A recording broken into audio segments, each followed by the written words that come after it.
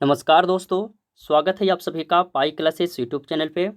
दोस्तों आज के इस वीडियो में क्लास 10th साइंस का 25 महत्वपूर्ण ऑब्जेक्टिव प्रश्न पे डिस्कस करेंगे। इसमें सारा प्रश्न दोस्तों क्लास 10th का क्वेश्चन बैंक से लिया गया है। आप लोग इस बार मैट्रिक परीक्षा की तैयारी कर रहे हैं तो आपके लिए यह वीडियो काफ़ी महत्वपूर्ण है, क्योंकि दोस्तों मैट्रिक परीक्षा में क्वेश्चन बैंक से काफ़ी ज़्यादा प्रश्न पूछे जाते हैं। तो अभी भी आप लोग के पास बहुत समय बचा हुआ है दोस्तों। अभी से यदि 20-20 प्रश्न भी क्वेश्चन बैंक में जितना भी दिया गया वो उसमें से 20-20 प्रश्न भी आप याद करते हैं तो एग्जाम के समय में आप सारा प्रश्न को याद कर लीजिएगा। तो आप इस वीडियो को शुरू से अंत तक देखिएगा। इस वीडियो में सारा प्रश्न क्वेश्चन बैंक से दिया गया है और इसमें से 2 प्रश्न का जवाब आप लोग से पूछा जाएगा। तो आप सभी लोग कमेंट के माध्यम से वो दोनों क्वेश्चन का आंसर बताइएगा, ठीक है। तो चलिए वीडियो को शुरू करते हैं और देखते हैं आज का पहला प्रश्न। देखिए पहला प्रश्न है कि किसी माध्यम में छोटे छोटे कणों के निलंबन को कहा जाता है, क्या कहा जाता है? ऑप्शन है कोलाइड, पुंज, प्रकाश और ऑप्शन डी इनमें से कोई नहीं। तो याद रखिएगा दोस्तों कि माध्यम में छोटे छोटे कणों के निलंबन को कोलाइड कहा जाता है, यानी कि क्वेश्चन नंबर फर्स्ट का सही आंसर हो जाएगा ऑप्शन ए होगा, ठीक है। चलिए दूसरा क्वेश्चन देखिएगा। देखिए दूसरा क्वेश्चन में क्या कह रहा है, कह रहा है कि मानव शरीर की प्रतिरोध कितना होता है। क्वेश्चन नंबर 2 में जो ऑप्शन डी दिया गया है यहाँ पर आप नोट रखिएगा, ठीक है। यहाँ पे ऑप्शन नोट है, ठीक है, यानी कि इनमें से कोई नहीं है। तो ऑप्शन में दिया गया 50 से 100 ओम मानव शरीर का प्रतिरोध, ऑप्शन बी है 100 से 150 ओम और सी है 150 से 200 ओम। तो क्वेश्चन नंबर फर्स्ट का तो आंसर बताएं, सेकेंड का आंसर आप लोग के कमेंट बॉक्स में बताना है, क्योंकि वीडियो के स्टार्टिंग में हम आपको बताए थे कि इस वीडियो से 2 प्रश्न का आंसर आप लोग से पूछा जाएगा। तो आप सभी लोग कमेंट के माध्यम से उसका आंसर बताइएगा। तो क्वेश्चन नंबर 2 का सही आंसर क्या होगा, सभी लोग इसका सही आंसर बताएं, क्योंकि हम यह क्वेश्चन पे विशेष डिस्कस भी किए थे, ठीक है। नेक्स्ट इसके पहले वाले वीडियो में 2-3 पहले जो साइंस का वीडियो आया था ना उसमें हम किए थे, ठीक है। तो सभी स्टूडेंट इसका सही आंसर हमें कमेंट के माध्यम से बताएंगे, ठीक है दोस्तों। चलिए अगला क्वेश्चन देखिएगा। चलिए अगला क्वेश्चन देखिए, यह है कि विद्युत धारा की प्रबलता का एसआई मात्रक है। विद्युत धारा की प्रबलता का एसआई मात्रक क्या है, तो एम्पियर, यानी इसका सही आंसर क्या हो जाएगा, ऑप्शन ए होगा। चलिए इसके बाद क्वेश्चन नंबर 4 देखिए। क्वेश्चन नंबर 4 में पूछा गया कि विद्युत धारा उत्पन्न करने की युक्ति को क्या कहा जाता है, यानी कि जिस यंत्र से विद्युत धारा उत्पन्न किया जाता है उस यंत्र यानी उस युक्ति को क्या कहा जाता है, तो ऑप्शन ए सही होगा, जनित्र कहा जाता है, ठीक है। ये सब क्वेश्चन देखिए मैट्रिक परीक्षा में पूछा गया क्वेश्चन है, तो आप लोग इस क्वेश्चन को याद रखिएगा, ठीक है। चलिए अब इसके बाद अगला क्वेश्चन देखते हैं, क्वेश्चन नंबर 5।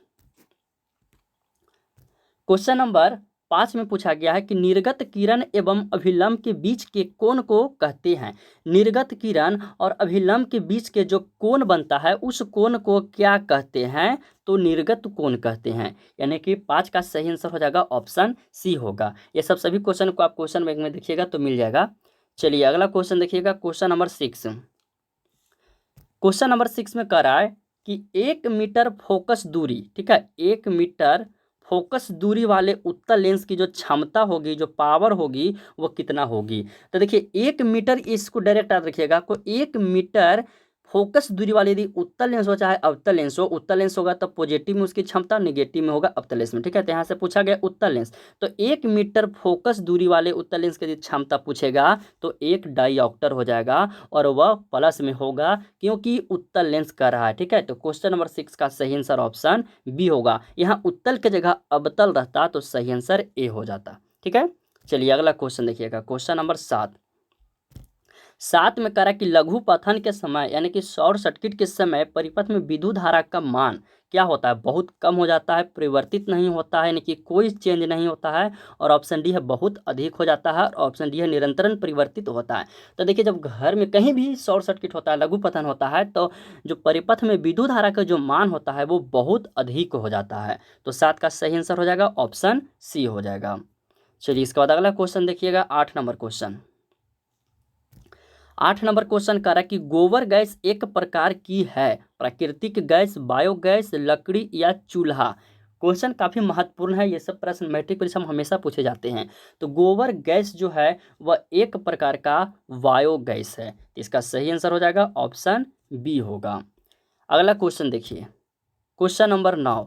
9 में कह रहा है कि कैंगा नाभिकीय विद्युत संयंत्र किस राज्य में स्थित है। ठीक है, कैंगा नाभिकीय विद्युत संयंत्र जो है ये सिर्फ मैट्रिक परीक्षा में ही नहीं बल्कि IITI में जो जनरल नॉलेज होता है और पॉलिटेक्निक में उसमें भी ये सब क्वेश्चन पूछता है। ठीक है, तो कैंगा जो नाभिकीय विद्युत संयंत्र है यह किस राज्य में, तो कर्नाटक में स्थित है। इसका भी सही आंसर ऑप्शन बी होगा।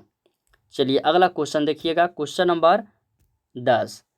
क्वेश्चन नंबर 10 में कह रहा है कि बेकिंग सोडा का रासायनिक नाम है। दोस्तों बेकिंग सोडा का रासायनिक नाम और रासायनिक सूत्र भी आपसे पूछेगा, तो सूत्र वगैरह तो हम सबको बता दिए, उसका IUPAC नाम भी सब बताए हैं। अब इसका रासायनिक नाम क्या होगा बेकिंग सोडा का, ये आपसे पूछा गया है, तो सोडियम हाइड्रोजन कार्बोनेट होगा। ये सब याद रखिएगा। क्या है ना कि 5 नंबर में देखिए इस सब क्वेश्चन कैसे पूछेगा, इसी तरह से 4 रासायनिक नाम देगा और उसका सूत्र दे देगा। ठीक है, 5 गो रहेगा। ठीक है, एक साइड रासायनिक नाम रहेगा और एक साइड सूत्र रहेगा और उसको मिलान करने के लिए आएगा, तो 5 नंबर में आएगा। सब सब्जेक्टिव क्वेश्चन में पूछेगा। ठीक है, तो ऑब्जेक्टिव याद रहेगा, तो इस तरह के सब्जेक्टिव भी पूछेगा तो उसको भी आप सही करिएगा। ठीक है, चलिए अगला क्वेश्चन देखिएगा, क्वेश्चन नंबर 11। 11 है कि निम्न में से कौन सा उत्पाद लेड नाइट्रेट को गर्म करने पर प्राप्त होता है। इसमें से 4 ऑप्शन दिया गया है, इनमें से कौन सा जो है वो लेड नाइट्रेट को गर्म करेंगे तो प्राप्त होगा। तो क्वेश्चन नंबर 11 का सही आंसर ऑप्शन डी हो जाएगा, NO2 और ऑक्सीजन हो जाएगा। ठीक है, यह भी क्वेश्चन मैट्रिक परीक्षा में कई बार पूछा गया है, तो आप इसे भी याद रखिएगा। चलिए अगला क्वेश्चन देख लेते हैं, क्वेश्चन नंबर 12। क्वेश्चन नंबर 12 में देखिए पूछा गया है कि निम्नलिखित में कौन विजातीय यौगिक है। चूना पत्थर, खड़िया, संगमरमर, प्लास्टर ऑफ पेरिस। तो क्वेश्चन नंबर 12 का सही आंसर प्लास्टर ऑफ पेरिस हो जाएगा। यह कैसा यौगिक है, तो विजातीय यौगिक है। चलिए अगला क्वेश्चन देखिएगा, 13 नंबर क्वेश्चन। 13 नंबर में है कि सीसा और टीन के मिश्र धातु को कहते हैं PB+SN के मिश्र धातु को क्या कहते हैं, तो सोल्डर कहते हैं। तो 13 नंबर का सही आंसर ऑप्शन ए हो जाएगा। अगला क्वेश्चन देखिए, 14 नंबर क्वेश्चन।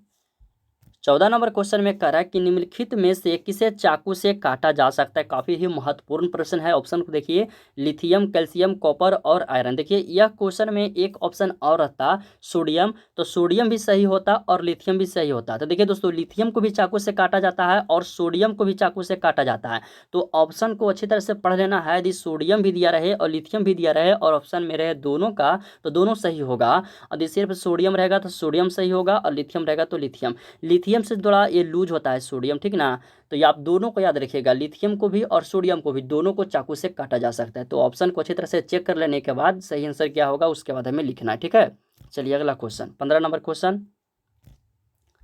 एथेन में कितने सहसंयोजक अवबंध है, 2, 4, 6 या 7। तो एथेन में जो टोटल सहसंयोजक बंध है वो 7 सहसंयोजक बंध है। तो 15 नंबर का सही आंसर ऑप्शन डी होगा। ये सब दोस्तों पॉलिटेक्निक में भी प्रश्न पूछे जाते हैं केमिस्ट्री में। ठीक है, पॉलिटेक्निक का जब एग्जाम दीजिएगा ना, तो उसमें जब सेट वगैरह मारिएगा तो उसमें ये सब क्वेश्चन मिलेगा।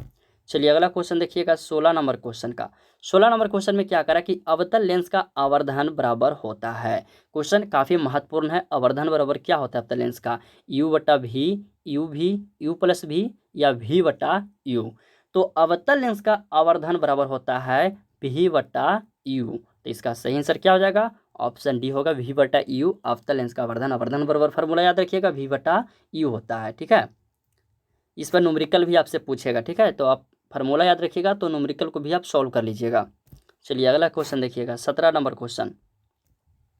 17 नंबर में है कि मानव नेत्र वस्तु का प्रतिबिंब निम्न में से किस भाग पर बनाता है, कॉर्निया पर, आइरिस पर, रेटिना या पुतली, किस पर। तो मानव नेत्र में जो वस्तु का प्रतिबिंब बनता है वो रेटिना पर बनता है। कभी कभी रेटिना ना दे करके दृष्टिपटल दे देगा, तो दोनों सेम, इंग्लिश हिंदी दोनों हुआ है। तो ठीक है, याद रखिएगा रेटिना और दृष्टिपटल दोनों याद रखिएगा। ठीक है, दोनों सेम ही है। देखिए दोस्तों क्या होगा ना, अभी से यदि क्वेश्चन बैंक आप लोग तैयारी कीजिएगा, क्वेश्चन बैंक एक तरह से समझिए ना तो आपका रिवीजन हो रहा है। आपके इसके पहले ये सब तो प्रश्न पहले भी बता चुके हैं, जब chapter by chapter objective question का वीडियो अपलोड किए थे। तो देखिए चैप्टर बाई चैप्टर तो तैयारी कर लिए हैं, और क्वेश्चन बैंक जो क्वेश्चन बैंक से तैयारी करा जाएगा तो वो समझिए आपका रिवीजन हो रहा है, और आपको उससे यह पता चलेगा कि एग्जाम में किस तरह का क्वेश्चन पूछे जाते हैं। तो क्वेश्चन बैंक का भी अभी पढ़िए। ठीक है, चलिए अगला क्वेश्चन देखिएगा, 18 नंबर क्वेश्चन। 18 नंबर क्वेश्चन में कह रहा है कि विद्युत जनित्र का सिद्धांत आधारित है। देखिए विद्युत जनित्र का जो सिद्धांत है वो किस सिद्धांत पर आधारित है, तो विद्युत चुंबकीय प्रेरण पर, या विद्युत धारा के ऊष्मीय प्रभाव पर, या प्रेरित विद्युत पार पर, और ऑप्शन डी है प्रेरित विद्युत पर। तो क्वेश्चन नंबर 18 का सही आंसर सी हो जाएगा। विद्युत चुंबकीय प्रेरण पर विद्युत जनित्र का सिद्धांत जो है वो आधारित है। तो 18 का सही आंसर ऑप्शन सी होगा। अगला क्वेश्चन देखिएगा 19 नंबर क्वेश्चन। निम्न में से कौन बायोगैस ईंधन का स्रोत नहीं है? लकड़ी, गोबर गैस, नाभिकीय ऊर्जा, कोयला।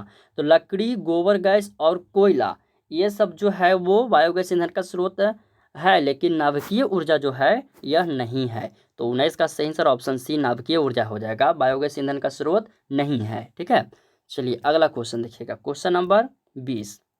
क्वेश्चन नंबर 20 में कह रहा है कि जीवाश्म ईंधन का उदाहरण है कोयला, लकड़ी, गोबर गैस, यह सभी। तो यह सभी इनमें से कौन जो है वो जीवाश्म यानी कि जीवों के द्वारा जो ईंधन प्राप्त हुआ उसका उदाहरण है? तो 20 का सही आंसर ऑप्शन ए कोयला हो जाएगा, यह जीवाश्म ईंधन का उदाहरण है। अगला क्वेश्चन देखिए, क्वेश्चन नंबर 21। एथेनोइक अम्ल को समानता क्या कहा जाता है? एथेनोइक अम्ल को क्या कहा जाता है? सिट्रिक अम्ल, एसिटिक अम्ल, बेंजोइक अम्ल या टार्टेरिक अम्ल? तो क्वेश्चन नंबर 21 का सही आंसर हो जाएगा एसिटिक अम्ल कहा जाता है। एथेनोइक अम्ल को समानता क्या कहा जाता है? एसिटिक अम्ल कहा जाता है। 21 का सही आंसर हो जाएगा बी हो जाएगा। चलिए अगला क्वेश्चन देखिएगा 22 नंबर क्वेश्चन। 22 नंबर क्वेश्चन में कह रहा है कि भारतीय संगीत प्रणाली में संगीत में कितने सुर होते हैं? सारेगामापा इस तो पढ़े होंगे। तो भारतीय संगीत प्रणाली में जो संगीत के कितने सुर गुण है बोल दिए, यहाँ पर सुर है। ठीक है, सुर होते हैं तो 7 सुर होते हैं। इसका सही आंसर क्या होगा? 7 हो जाएगा।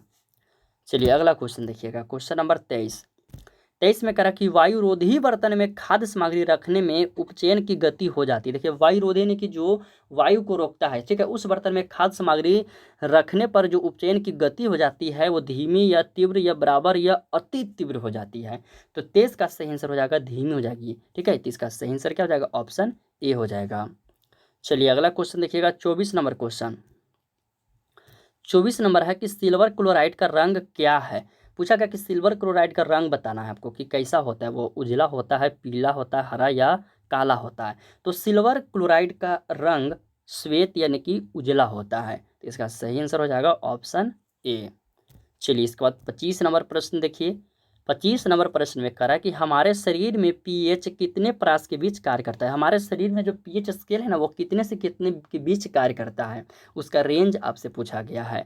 तो ऑप्शन देखिए दिया गया 6 से 6.8, 7 से 7.8 और 2.1 से 3.8 और 5.1 से 5.8। तो 25 नंबर का सही आंसर हो जाएगा 7 से 7.8 के बीच कार्य करता है। तो याद रखिएगा हमारे शरीर में पीएच कितने परास के बीच कार्य करता है? तो 7 से 7.8 के बीच में। ठीक है, क्वेश्चन ये काफ़ी महत्वपूर्ण है, आप इसे याद रखिएगा।